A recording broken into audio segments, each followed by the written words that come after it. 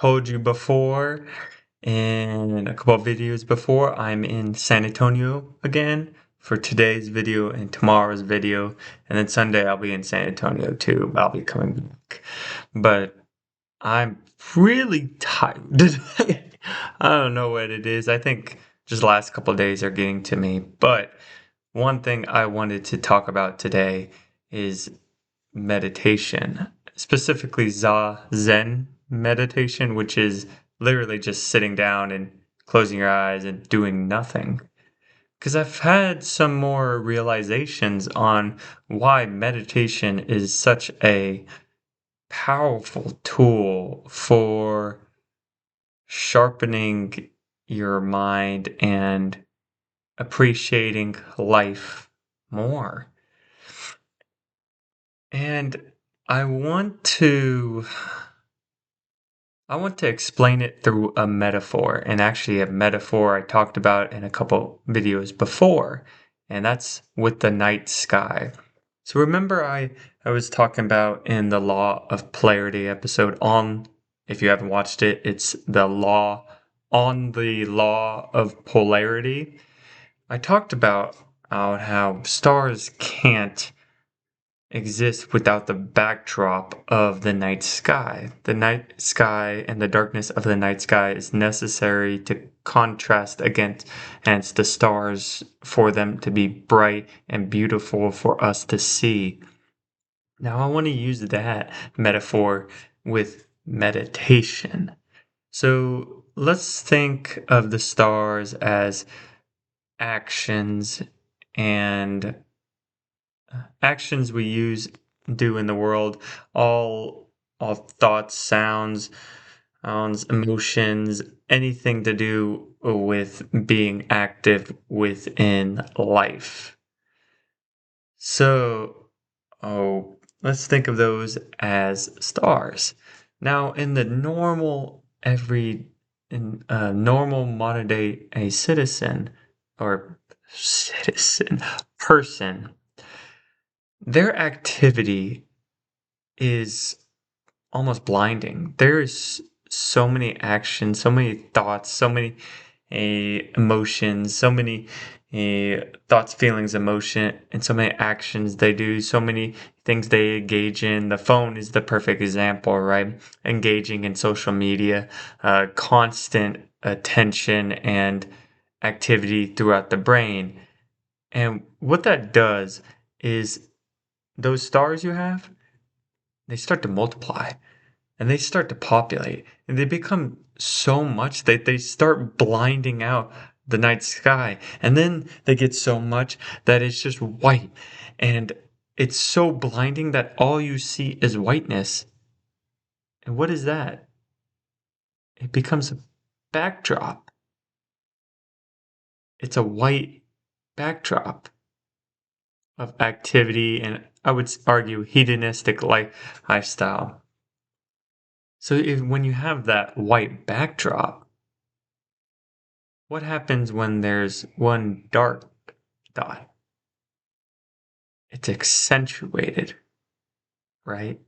So all these dopamine hits you're having, all these social media addictions, all these wantings and needs and everything, it's blotting out the night sky until there's a black dot that pokes. Let's say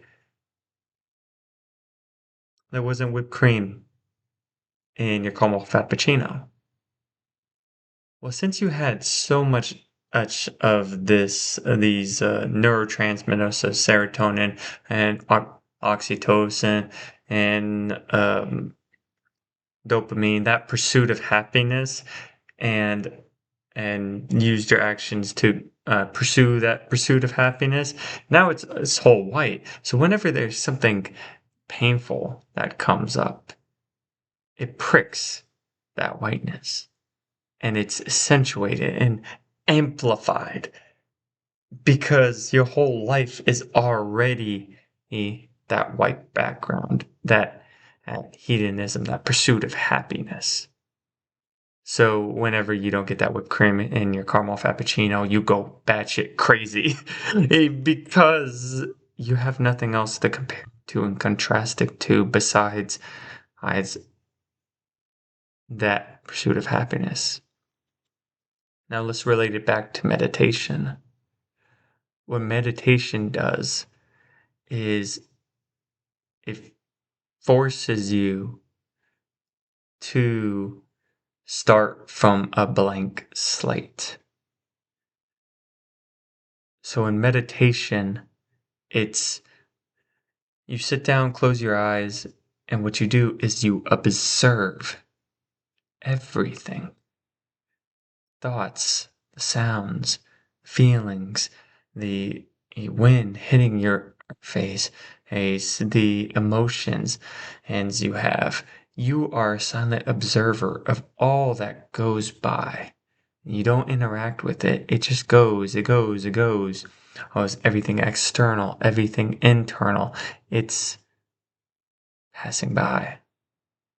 And by doing that, you start to create that black canvas, that black night sky, right? The darkness that's able to contrast everything else in your life.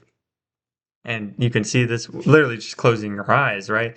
You just see blackness. It's a good representation. And if you do that consistently throughout uh, your life and day by day, you start to create that in our metaphor, that black sky. So whenever you open your eyes up, and you've done it so many times, you start to see colors that are brighter. And that's one little star. You start to see the cardinals, all that flying everywhere. That's another little star. Or you start to see the eagle that's flying over. That's another little star. And then hear your mother's voice. That's another star. That's another star. That's another star. And that's another star. And then you get this beautiful painting.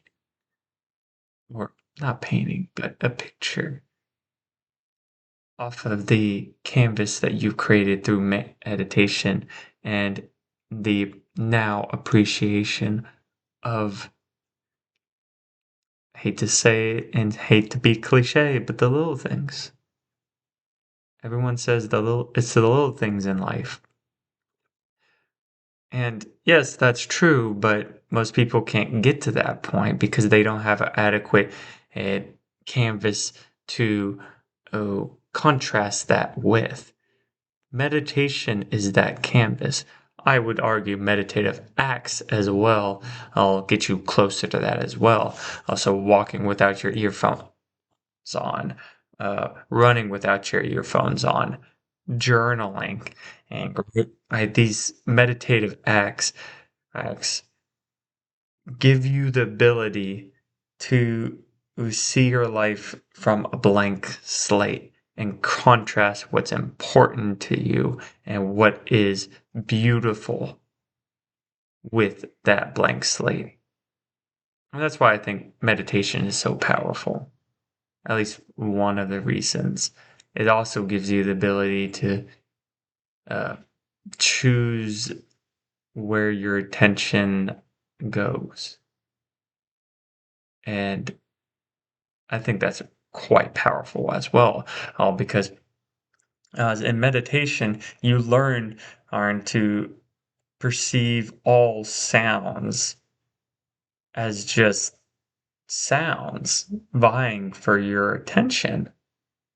And if you don't willingly latch on to those sounds and you do meditation every day, you learn to just uh, interpret these sounds as just that sounds. So whenever you're in meditation, you hear a bird chirping. It's just a bird chirping. Whenever or someone's calling your name, it's just sounds that are happening. They're going in and they're going through. If a dog's barking at you relentlessly, it's not you trying to tune out the dog. It is the sound going in and going out because you've trained your mind just to who perceive any noise as just sound. And at that point, you get to choose what to focus on. Another example in my everyday life is whenever my phone rings, a text message, right?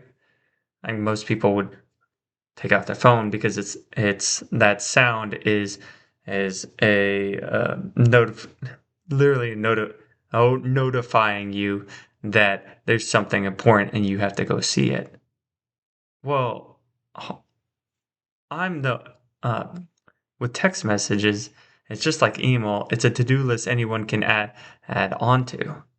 So, oh, if you're giving in to those notifications and looking at them right away, your time and your attention aren't yours, it's someone else's.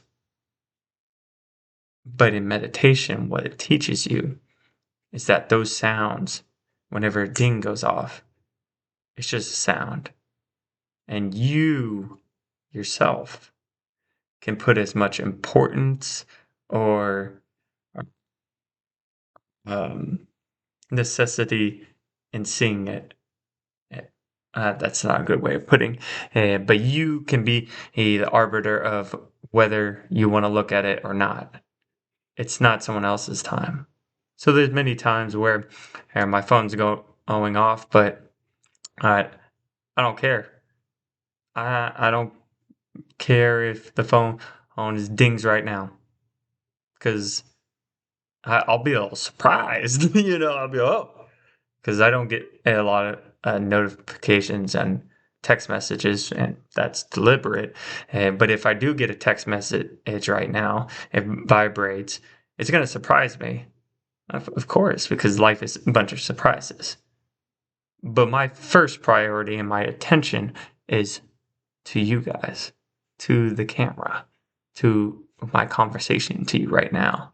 So that could be ringing to the point of disturbance, and I'd probably take my phone and throw it across the room because I'm in the control of my own attention, and my attention is directed to you, not something else, not no one else, this moment right here. And that is what meditation also helps you with, is learning to hear sounds, and see visual cues, uh, see feel all things, and interpret all of them as just notifications for your attention. Even visual cues, right? Someone waving your hand, they're trying to get your attention, and movement on the side, right? It's all coming at you, oh, and because you can see it's trying to attract you. Colors, right? I imagine if everything was black and white, right? Nothing would grab your attention. But since there's different and colors and different and contrast of colors, it's all trying to attract your attention. But like I said, meditation lets you pick and choose. What am I gonna look at? What am I gonna uh, pay attention to when it? What am I gonna hear? What am I gonna see? What am I gonna feel? And that's another great benefit for meditation. So those are two big things around meditation and why I think it's just one of the greatest practices I've ever came across. Even though I'm 27 and still pretty young, I've heard it from many other prominent thinkers as well, like Robert Greene, Mark Manson, and if you kind of think about it too, a lot of religions incorporate meditative practices as well, like prayer. it's a meditative practice. Y- Are you getting into a state where it's just as youth expelling thoughts and it's just you in the present moment? So, oh, for me, I'm quite grateful I stumbled upon this practice and will still be doing it, and hopefully for the rest of my life. Unless, oh, like 10 days from now, meditation just like I literally does 180 and like obliterates my stomach or some shit like that. Who knows? I don't know. Oh, I watch too much fiction. But if meditation and stays is in its current state and does this for me, eh, I do hope that for the rest of my life I engage in this activity. So yeah, I said it was gonna be short. It's 16 minutes. Ugh, I can never make these things short. But that's it for me today. I will see y'all tomorrow. Tomorrow's my cheat day too, so I'm going crazy and I'm excited. So I'll see y'all tomorrow. Bye.